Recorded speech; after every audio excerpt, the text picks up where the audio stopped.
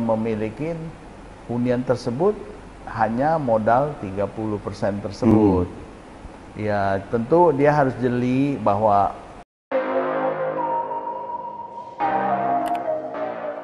nah, kalau konsumen untuk membeli properti itu kan ya biasa pilihannya kan dengan full dana sendiri atau dengan kredit bank. Sebetulnya secara umum ya, dari kacamata Bapak sebagai developer maupun Bapak melihat dari sisi konsumen, sebetulnya lebih baik bagaimana sih antara, ya katakanlah sebenarnya duitnya ada, tapi lebih baik kita full pakai duit kita atau kita dengan bantuan kredit bank? Jadi sedikit mengenai pendanaan ya daripada pihak konsumen ya. Kalau dari sisi pengembang memang sudah dipikirkan beberapa alternatif, yaitu tentu produk yang ditawarkan dengan misalnya cash, sehingga diberikan suatu keuntungan berupa discounted price yang cash bertahap selama 2 tahun. Pada saat si pembeli atau konsumen tersebut sudah melunasi kewajibannya, secara otomatis menikmati suatu keuntungan sekian persen. Itu masing-masing pengembang sesuai. Itu bila konsumen ingin pada awalnya memang untuk mencari suatu keuntungan, kemudian dia menikmati keuntungan itu bahwa oh ya, saya beli produk yang saya pada saat saya mau jual setiap saat setelah 3 tahun saya sudah mendapatkan keuntungan. Betul. Harga penuh. Nah, alternatif kedua, pertimbangan dari sisi konsumen, atau dia bisa memikirkan misalnya untuk pendanaan dari bank, umumnya diharuskan ada DP 30% sekitar itu, dan sisanya dicicil sekian tahun. Khususnya produk-produk properti yang misalnya apartemen atau hunian-hunian townhouse yang mudah disewakan, sehingga itu menarik bagi calon konsumen atau pembeli produk tersebut. Dia bisa menabung. Jadi dengan dia menyimpan 30%, sisanya dibayarin oleh uang sewanya sekian tahun. Nah, pada saat dia selesai cicilan, dia sudah memiliki hunian tersebut hanya modal 30% tersebut.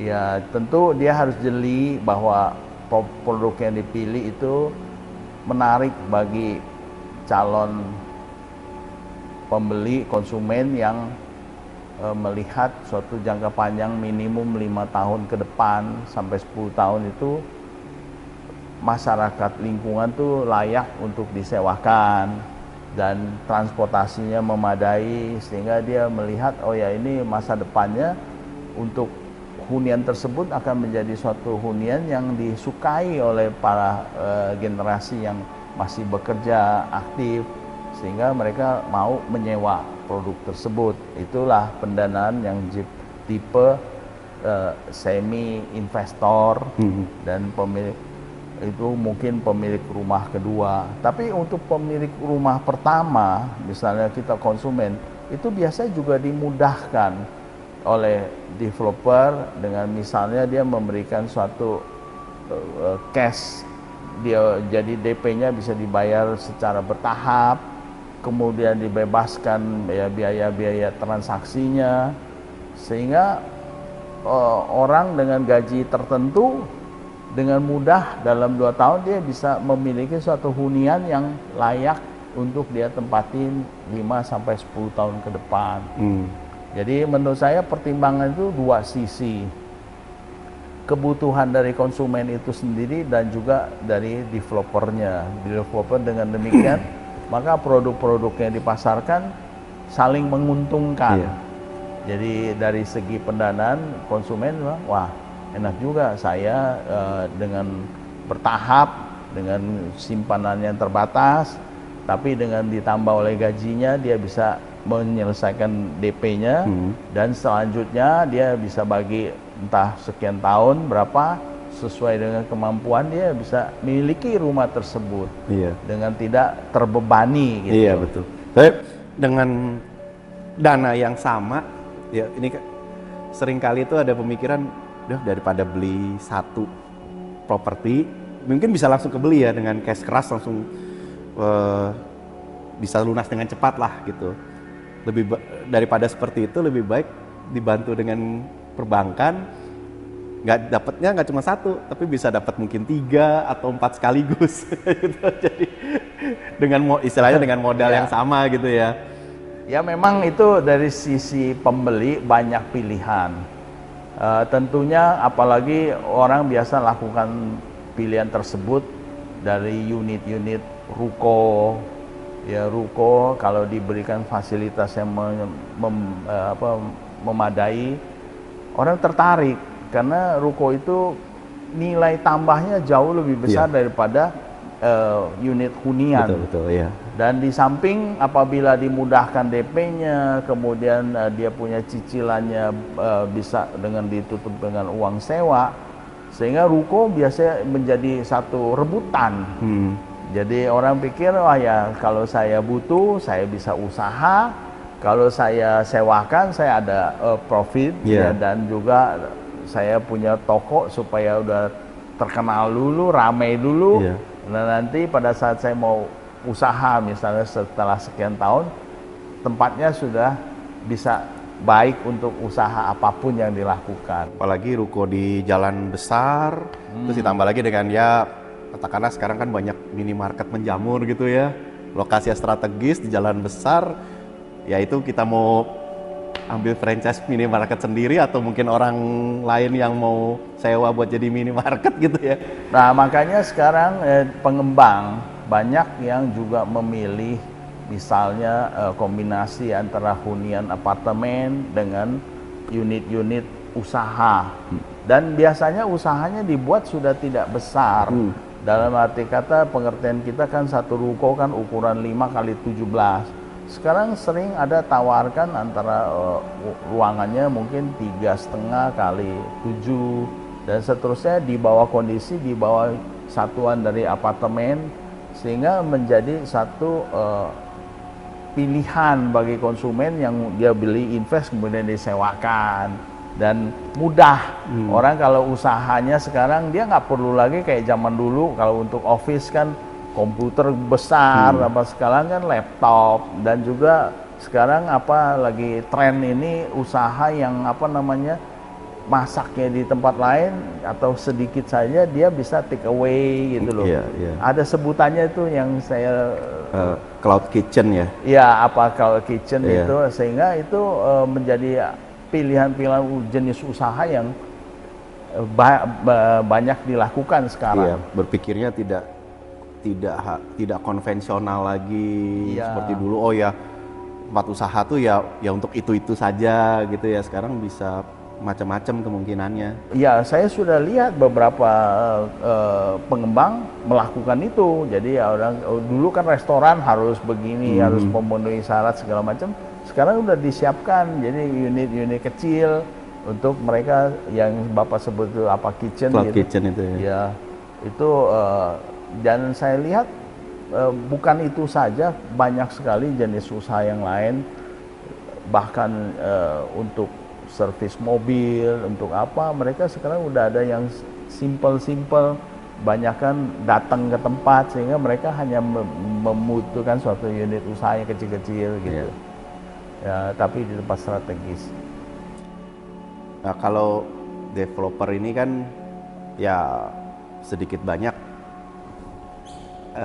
ada hubungan dengan pemerintah daerah setempat ya, karena ya ini kan kita bicara tanah berhektar-hektar, pasti itu secara pemanfaatan lahannya, perizinan, terus masuk juga ya pendapatan daerah itu pasti kan erat lah hubungan dengan Pemda setempat. Di satu sisi menurut saya pribadi developer ini punya andil positif terhadap pembangunan daerah tersebut, karena mungkin tadi daerah yang istilahnya tidak terlalu berkembang, income. Ya, income-nya hanya segitu-segitu saja, kemudian dikembangkan, ada infrastruktur, sarana prasarana, hunian, komersial dan sebagainya, otomatis nilainya meningkat, tadi pendapatan daerah juga meningkat dan sebagainya. Nah, kalau menurut Bapak, bagaimana hubungan antara developer dengan pemerintah, khususnya pemerintah daerah setempat ya, tempat si properti itu berada? Ya, setahu saya setiap wilayah itu sangat welcome untuk datangnya suatu pengembangan. Pengembang itu secara nyata pertama membawa dana investasi yang besar masuk, ya, baik dengan pembangunannya, baik dengan landscapingnya, atau bahkan dia merubah suatu hunian yang awal mulanya tidak ada penghuni, tidak ada aktivitas, menjadi suatu pergerakan ekonomi yang besar. Betul, betul.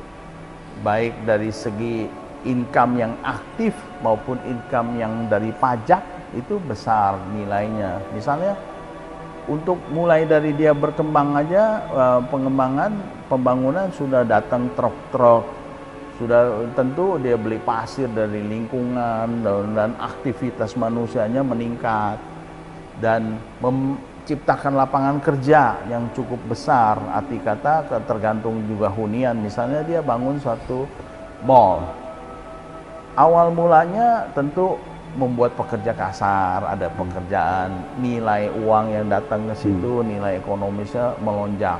Jadi itu eksponensial. Dari awalnya mungkin suatu tanah yang tidak ada apa-apanya menjadi suatu nilai CBD, itu menarik dari luar masuk banyak pekerja, baik level menengah atas, dan juga banyak juga orang membeli unit-unit tersebut. Jadi nilai income aktifnya besar dan nilai pasifnya dari pajak perpajakan yang dapat diterima oleh daerah juga besar.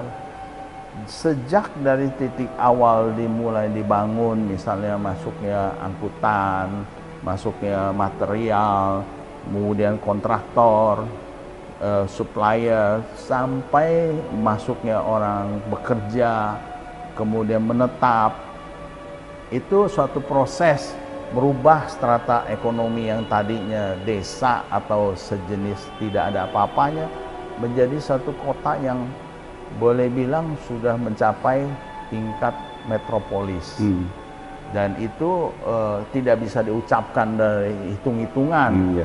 Dan itu udah nilainya besar. Bahkan kalau itu misalnya menjadi pusat perdagangan, pusat perindustrian, atau pusat rumah sakit yang setiap hari aktivitasnya itu mendatangkan sejumlah orang banyak yang akhirnya meningkatkan ekonomi setempat. Gitu. Kadang pengembangan yang dilakukan oleh pengembang itu juga sedikit banyak membantu infrastruktur, dari sisi infrastruktur kawasan atau kota tersebut juga ya. Bahkan ya ada juga beberapa yang dengan keberadaan suatu perumahan itu tadinya antara jalan A dan jalan B itu tuh tanah kosong kan, orang nggak bisa dari jalan A ke jalan B. Tapi kemudian masuklah pengembang membangun di tanah itu, kemudian jadi ada semacam jalan tembus gitu ya, antara jalan A dan jalan B atau titik A titik B melalui kawasan yang dikembangkan tersebut. Nah, itu ya dari sisi aksesibilitas orang terbantu, kemudian juga secara ekonomi ya, karena banyaknya volume orang yang lewat dari titik A ke titik B tersebut, ya otomatis jalan utama tersebut kan rame ya. Tadi yang kita sempat singgung ya, bikin ruko segala macem gitu. Ya, artinya pengembang itu ya adalah yang sangat dibutuhkan daerah untuk awal daripada satu peningkatan ekonomi. Jadi dari sesuatu yang lahan kosong, dibuatlah suatu infrastruktur, pusat hunian, pusat perbelanjaan, dan seterusnya. Itu yang jelas-jelas baik secara nilai pajak Beda kayak misalnya tanah kosong dengan suatu misalnya harga tanah NJOP-nya meningkat. Misalnya NJOP-nya sudah mencapai sekian juta, padahal awalnya tidak ada apa-apanya. Jadi dari sekian juta itu NJOP sudah membuat peningkatan pajak yang besar. Apalagi jumlah unitnya, misalnya kayak kita bilang zaman sekarang orang padat unitnya kan, itu seperti apartemen apa yang lahan terbatas tapi huniannya jumlahnya besar. Dan setiap unit itu menghasilkan pendapatan income, ya baik secara aktifnya maupun secara perpajakannya. Ya income-nya ya bulanan, misalnya si pemilik unit bisa ada sewa, misalnya ya ada juga dia meng-hire pekerjaan cleaning service, meng-hire satpam, dan mungkin ada kontraktor maintenance dan seterusnya, dan juga menimbulkan aktivitas-aktivitas yang ada pergerakan ekonomi yang notabene menggerakkan roda ekonomi secara sangat signifikan untuk daerah situ. Ya walaupun tidak produk langsung ya, tapi jangka panjangnya. Jadi orang datang ke situ apakah datang makan atau datang mencari hiburan, seperti yang kita lihat beberapa daerah sekarang mengembangkan tim hiburan. Misalnya buat daerah yang ada etnik ciri khasnya, ada etnik ada kulinernya, sehingga orang datang melulu untuk makan ya, menimbulkan income dari parkirnya, untuk menimbulkan usahanya, orang pekerjanya, dan banyak menjadi suatu kegiatan ekonomi yang besar skalanya. Oke Pak Abram, ini ya seperti layaknya segala macam bisnis. Biasanya itu kan setiap bisnis itu ada tantangannya, baik yang itu konstan ya, tantangan yang selalu ada, maupun yang sifatnya siklus. Nah, kalau bagi developer itu tuh apa tantangannya maupun mungkin hal yang dikhawatirkan dalam menjalankan bisnisnya, Pak? Ini kalau menyebut tantangan, developer itu adalah suatu usaha yang dari segi pengalaman saya melihat cukup sangat besar dan relatif menjadi beban yang cukup membahayakan.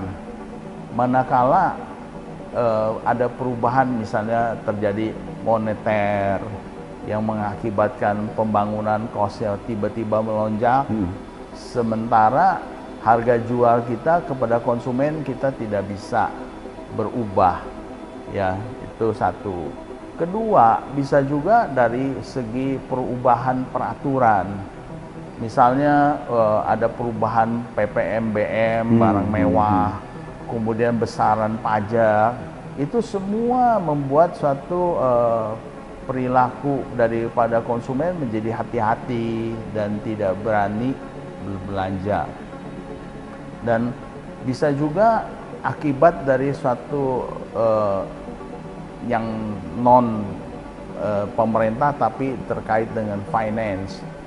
Misalnya ada peningkatan bunga yang besar, sementara penjualan di luar karena KPR juga ikut meningkat, pembelian menurun, beban berjalannya itu tetap membesar. Nah, untuk mengantisipasi hal-hal tersebut adalah baiknya memang pengembang itu dibuat satu per klaster, sehingga dia tahu klaster A terjual berapa unit, memperkecil tantangan risikonya.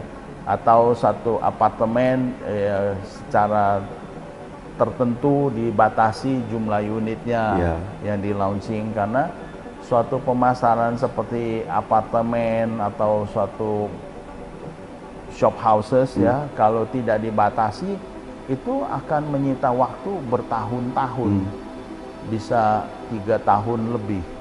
Nah, itu banyak risiko yang ditempuh. Jadi sehingga pada sebagai pengembang yang sudah pengalaman, tentu dia memasarkannya bertahap. membangunnya pun sesuai. Jadi kira-kira tahapan ini saya kembangkan 1 atau 2 klaster. Misalnya rukonya di lokasi ini saya kembangkan 1 tipe dulu ya. Dan itulah cara-cara developer mengantisipasi suatu tantangan atau yang besar. Karena pengembang itu survivingnya itu di atas 10 tahun. Jadi bahwa semua yang penyebab-penyebab itu harus waspada. Ya, setiap saat, tapi tentu di lain sisi setelah selesai krisis, Indonesia ini mempunyai satu keunggulan lagi, nilainya akan bertambahnya signifikan, loncat. Boleh bilang harga tanah setiap kali terjadi loncatan karena itu, karena ada krisis. Jadi betul. Kita melihat krisis, di balik krisis itu selalu ada suatu kesempatan. Jadi balance. Jadi di mana dia lihat nilai tanah sekarang misalnya ngomong aja sekian juta, setelah lewat krisis yang panjang 3 tahun, 5 tahun, apakah seperti sekarang yang kita lalui pandemi, kemudian segala perang dan lain-lain yang mengakibatkan konsumen itu berperilaku hati-hati dan juga bukan masanya untuk berinvestasi. Karena orang buka pabrik sekarang, produk yang ada saja mungkin ada kesulitan. Dan bahkan dia harus merubah-rubah, sehingga membeli lahan untuk buat industri, untuk membeli untuk tambahan karyawan itu berkurang. Dan itulah yang merupakan tantangan-tantangan bagi pengembang. Kalau terkait dengan regulasi dari pemerintah tadi terkait PPNBM gitu misalnya ya, itu ya pasti sedikit banyak kan Bapak dan rekan-rekan developer lainnya adalah menyuarakan aspirasi para developer ini, biasanya ini ya melalui teman-teman di REI atau mungkin dari komisi di DPR yang menaungi hal tersebut, biasanya ini ya secara konsisten menyuarakan karena kan bagaimanapun juga ya Bapak maupun rekan-rekan developer lainnya kan ya pada akhirnya kan ya berbisnis gitu ya, berbisnis, belum lagi kan pasti menaungi juga karyawan yang sangat banyak gitu ya di dalam developernya itu kan ya, setiap efek dari regulasi itu juga mungkin akan berdampak juga terhadap cash flow Bapak, cash flow developer yang bisa jadi kan akan berpengaruh juga kepada seluruh karyawan di developer tersebut. Itu biasanya ini ya dari teman-teman di REI itu secara aktif menyuarakan ya supaya ya seimbang lah antara dari aspek bisnis maupun komersialnya dari si developer, maupun juga ya di sisi lain juga mungkin pemerintah juga punya cash flow-nya sendiri juga gitu ya. Jadi dalam pengembang itu masing-masing harus ada kejelian. Tentu kalau ada suatu keputusan dari sifat yang besar, jadi nasional, biasanya memang secara otomatis karena Indonesia itu dinaungi oleh REI, ya bahkan juga ada FIAPSI yang REI internasional itu, mereka memang membicarakan hal-hal yang kira-kira sangat mempengaruhi perkembangan daripada pengembang. Tetapi yang lebih penting lagi adalah individu dari pengembang itu sendiri harus menyesuaikan dengan aturan-aturan daerah dan kebijakan-kebijakan dari baik perpajakan maupun perizinannya, itu kewajiban-kewajibannya senantiasa mesti secara proporsional sudah diselesaikan dahulu. Karena apabila tidak, dengan lewatnya waktu, sehingga kadang-kadang baik itu berikut dalam bentuk denda, baik bentuk perubahan daripada ketentuan besarannya, dan itu sangat membebani. Jadi prinsip prudent, hati-hati dalam mengembangkan itu memang perlu. Tapi kalau dilakukan dengan baik, biasanya itu memberikan benefit tambahan. Setelah ada regulasi-regulasi itu biasanya sesaat mungkin konsumen itu sudah terbiasa atau sudah memaklumi atau bahkan sudah ada kesepakatan, itu biasanya ada peningkatan daripada penerimaan. Jadi developer tuh yang mengupayakan mengkompensasi semua beban itu dengan menaikkan harga jual gitu, dan konsumen bisa menerima peningkatan harga jual itu, karena yang mereka lihat adalah masa depan, bukan masa lalu dari suatu pengembang. Jadi kalau untuk masa depan itu dilihat nilai tambah itu akan memberikan juga nilai tambah pada pribadinya sendiri, itu welcome.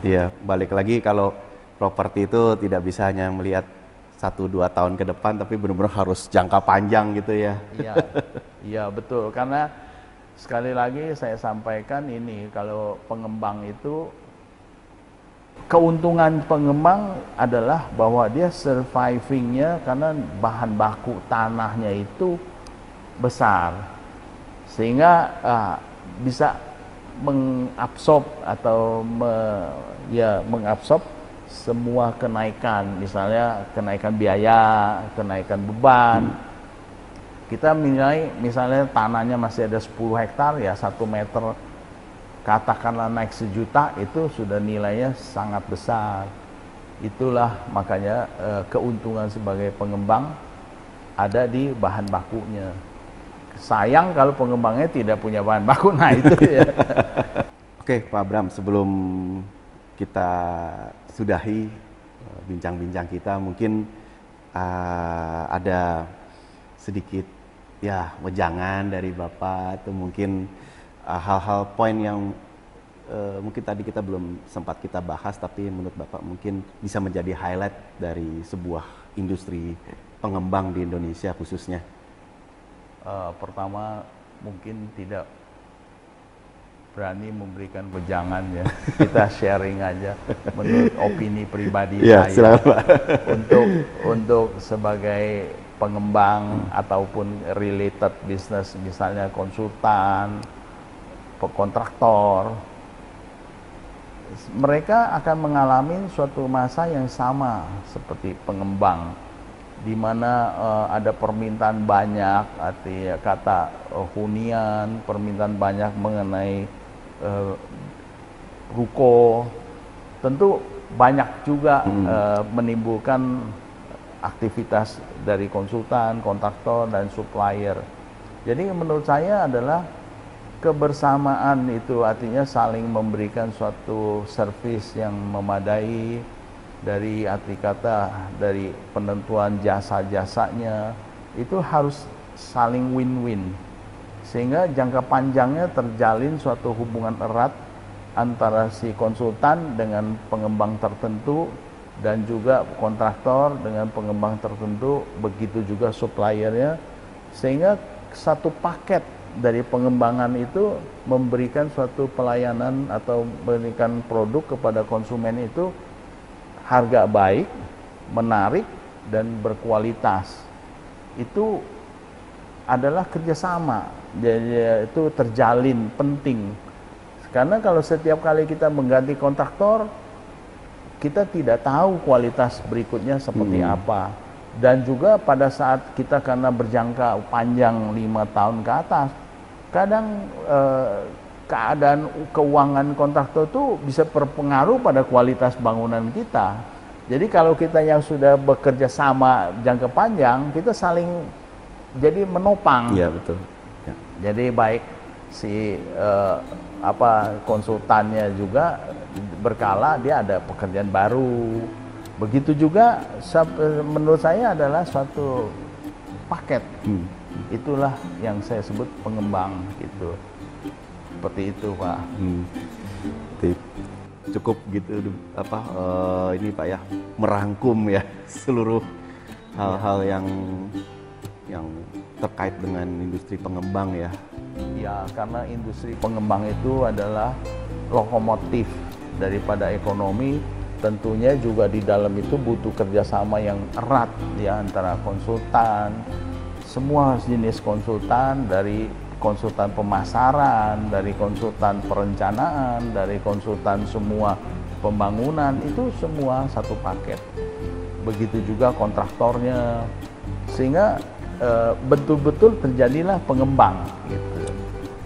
Oke, baik rekan-rekan, demikianlah acara bincang-bincang kita kali ini.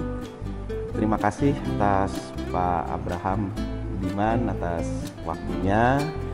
Kita bisa ngobrol-ngobrol lagi Pak ya di lain kesempatan dengan topik-topik yang tentunya lebih menarik. Senang hati. Ya. Terima kasih juga kepada Pak Randy dan Pak Marcel semua timnya. Terima kasih Pak Randy. Ya. Oke. Baik, demikian acara bincang-bincang kita kali ini. Sampai jumpa di lain kesempatan.